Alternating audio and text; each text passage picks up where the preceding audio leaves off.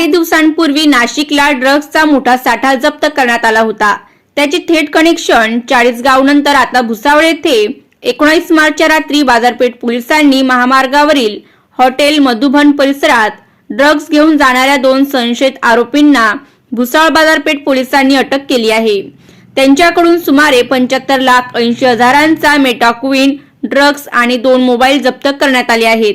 या कारवाईमुळे भुसावळ तालुक्यासह जिल्ह्यात मोठी खळबळ उडाली आहे।